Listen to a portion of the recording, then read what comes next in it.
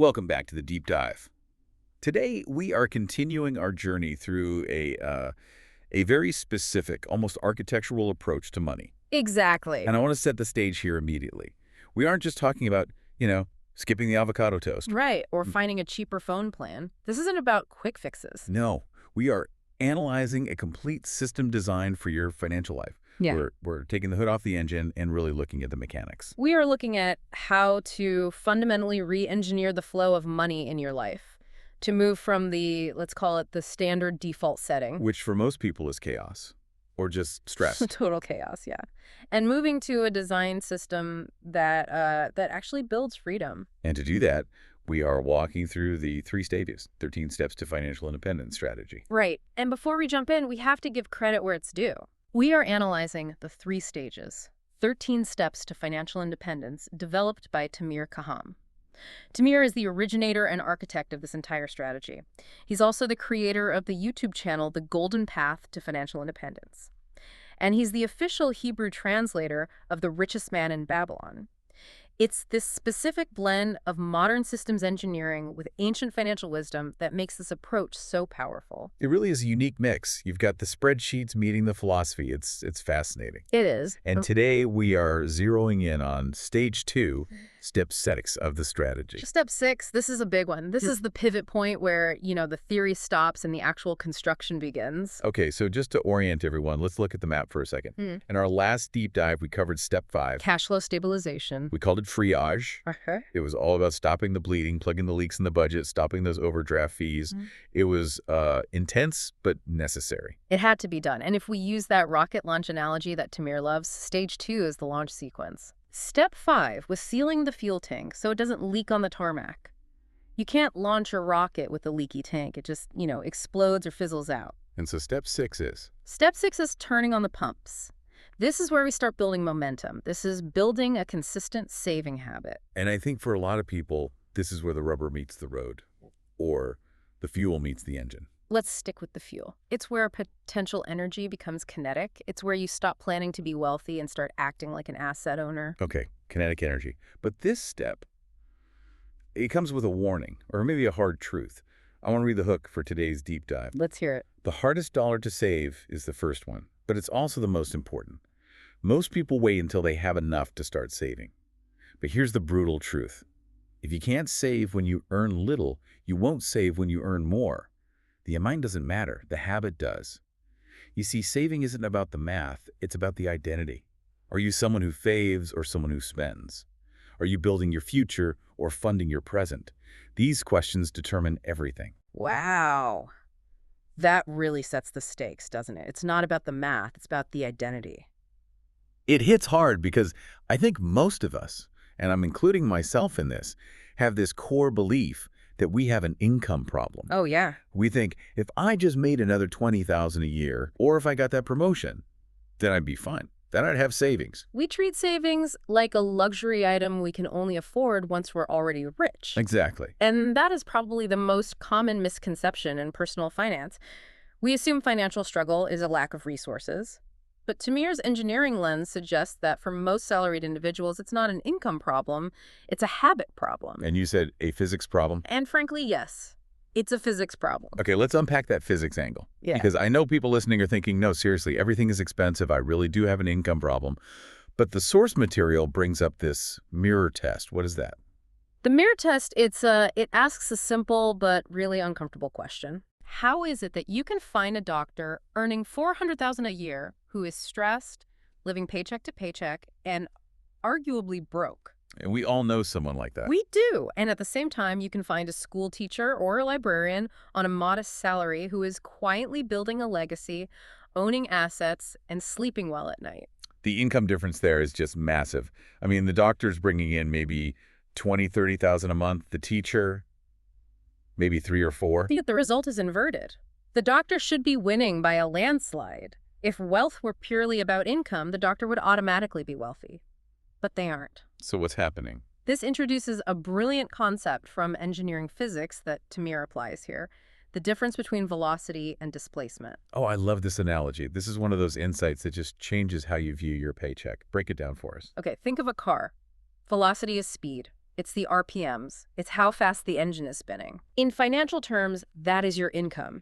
If you earn a lot, you have high velocity, you're moving fast, the wind is in your hair, the engine is roaring, everything feels dynamic. Right. It feels good. High RPMs are exciting. You feel successful because the numbers hitting your account are big. They are, but displacement is different. In physics, displacement measures how far you have actually traveled from your starting point. Ah, I see. In finance, that is your net worth, your assets, your savings. It's the distance you've covered towards freedom. So, the doctor earning $400,000 who spends $400,000 is driving a Ferrari at 200 miles per hour in a perfect circle. That is such a vivid image. Just burning gas, tires screeching, going nowhere. High velocity, zero displacement. And that is the trap. Wealth is not what you earn. Wealth is what you keep. So you're just processing money for other people. You're a high-speed conduit, but you are not a reservoir. And I think that distinction is crucial because society applauds velocity. We celebrate the high earners. But we don't see the displacement. We don't see the balance sheet. Exactly. You see the car they drive, that's velocity. You don't see the investment account, that's displacement. So step 6 is about shifting our focus from velocity to displacement. It's about actually moving the needle. But why is it so hard? Why do we drive in circles? Is it just that we like nice things? It's deeper than that. We are fighting against a fundamental law that works against us. It's called Parkinson's law. I know this from productivity work expands to fill the time available. That's the one. If I give myself a week to write a report, it takes a week. If I give myself 2 hours. It takes 2 hours, right? And in finance, the law states, expenses expand to match the available income. It's almost like a law of nature. If you get a raise, for about 2 months, you feel rich. You have this surplus. You think, wow, I can save so much now. But by month 3... By month 3, the money is gone. You've moved into a slightly nicer apartment because, hey, you can afford it. You leased a better car. You stopped looking at prices on the menu. The lifestyle creep. Yeah. But it's not just creep. It's a psychological reset. The human brain does not see surplus. It sees upgrade availability. Upgrade availability. That is dangerous. It's so dangerous. It means we are hardwired to consume whatever resources are there. It's evolutionary. When we were hunter-gatherers, if you found a surplus of calories, a berry bush, you ate it immediately. Because it wouldn't last. Exactly. We are still running that software. So when people say, I'll save whatever's left at the end of the month, they're fighting a losing battle against their own biology. Because there is never anything left. There is never anything left. Parkinson's law ensures that the money gets eaten. You're waiting for a train that is never, ever coming. So how do we break the law? Yeah. How do we beat Parkinson's law? Because if my brain wants to spend it and society wants me to spend it, how do I stop? You have to invert the equation. Most people operate on the standard formula. Income minus spending equals savings. Right. That's how we're taught.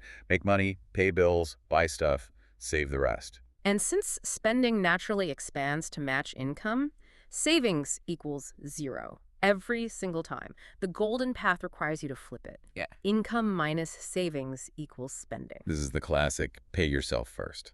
It is, but let's look at it through the lens of that identity shift we talk about, from employee to asset owner. This is really important. Go on.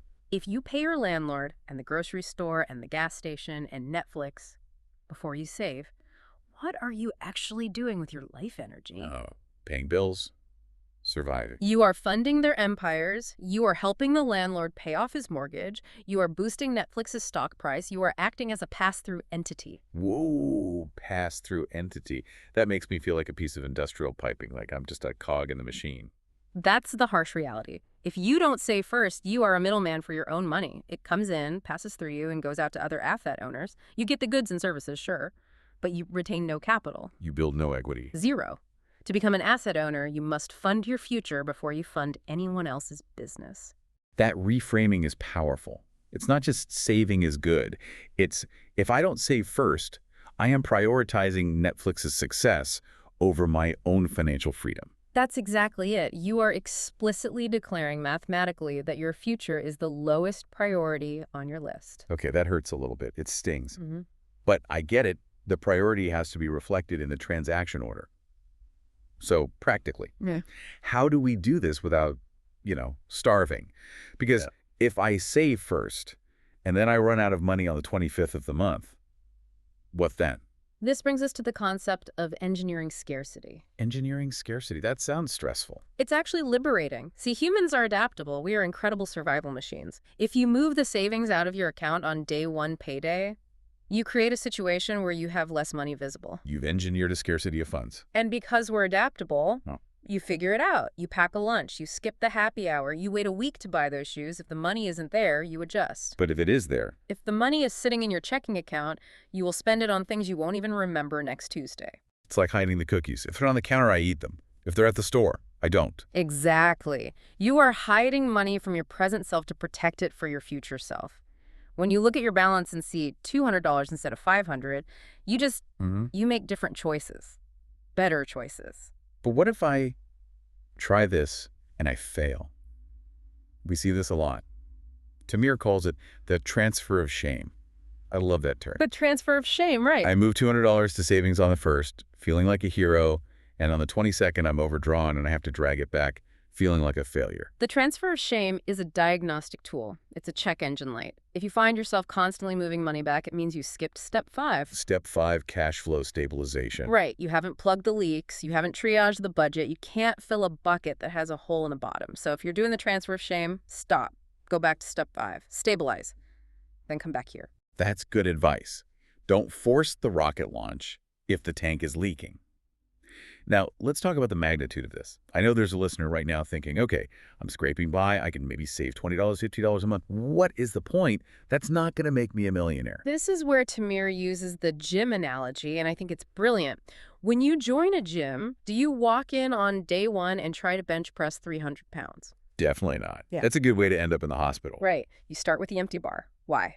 To get the form right, to build the muscle memory, to establish the habit of just showing up. You're training your nervous system. So step 6 is the empty bar. Step 6 is about the habit, not the amount. The amount is initially irrelevant. It's the savings muscle test. Tamir says this very clearly. If you cannot save $10 out of 100, you will not save 1,000 out of 10,000. Oof. That runs counter to the whole winning the lottery fantasy. It does. But money amplifies habits. It doesn't fix them. If your habit is to spend 100% of what you have and you suddenly get a massive raise, you will spend 100% of that too. We see lottery winners go bankrupt all the time. All the time. Okay. Because they never built the savings muscle. They had high velocity, but their displacement mechanism, their ability to keep money, was broken. So even if it's $10 a month or 1% of your income, you do it to prove to yourself, I am a saver. You are rewriting your identity. You are training your brain to prioritize capital accumulation over consumption. And then eventually you add weight to the bar. That $10 becomes $100, then $1,000. But the motion, the habit, is exactly the same. Now, speaking of controversy, there is a specific debate that comes up here. And it drives the analytical people, the engineers, the accountants, absolutely crazy. The debt versus savings debate? Yes. We know step 8 is eliminating bad debt, but we're on step 6. So we are telling people to put money into a savings account earning maybe 1% interest while they have credit card debt charging 20%. The math says that's a loss. Why do that? It feels irrational because you are looking at the math in a vacuum. If you were a spreadsheet, you would pay the debt first. But you are not a spreadsheet. You are a biological creature driven by dopamine and habit and fear. Psychology over math. Exactly. Imagine you throw every spare dollar at your debt. You have zero savings because you're being mathematically optimal. You get the debt to zero, you feel great. Then reality hits. Your car breaks down. Your car breaks down. Right. It costs $1,000. You have no savings. How do you pay for it? You put it back on the credit card. And you are right back in the cycle. The psychology collapses. But more importantly, if you pay off debt without building the discipline to live on less than you earn, which is what saving is, you haven't changed the behavior that got you into debt in the first place. You fixed the car, but you didn't fix the driver. That's the perfect way to put it. Step 6 fixes the driver. We build the habit. We prove we can live on less than we earn. Then, when we get to step 8, we attack the debt from a position of strength and stability. That makes total sense. It's about sustainability, not just arithmetic. We're building a fortress, not just solving an equation. Correct. And a fortress needs a foundation. This habit is that foundation. Okay, so we're convinced we need to save. We need to pay ourselves first. Defy Parkinson's law. How do we actually do this? What's the tactical framework? It comes down to one word: automation. Don't trust willpower. Willpower is a battery that runs out. If you have to make a conscious decision to save every month, you will eventually fail. You'll have a bad day or a treat yourself moment. The system must be automated so it happens without your permission. So the action item is a standing order. Yes, a standing order, an automatic transfer scheduled for the day your paycheck hits, not the day after. The day it hits, before you even see the money. And where does it go? This is important too. It must go to a separate savings account, not a subfolder in your checking account. A completely different bucket, maybe even at a different bank if you really struggle with this. Why the separation? Why not just keep a mental note? Friction. You want to make it easy to save and annoying to spend? If it's in your checking account, you'll accidentally spend it. If it's in a separate account, you have to log in, transfer it back, wait.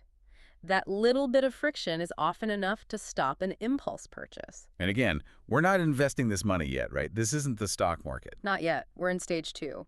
This is about resilience. This money is pooling up to become your emergency fund in step 7, so it needs to be safe, liquid, and boring. Safe, liquid, and boring. I like that. The excitement comes from watching the balance grow, not from volatility. Exactly. You are engineering a reality where you live on 95% of your income, and the rest is quietly building your freedom in the background. It really is a shift in mindset. It's moving from being a spectator of your own money to being the architect. And that is the core of the golden path. You are taking control. You are deciding where the flow goes. So let's wrap this up with a bow. What does this all mean for the listener today?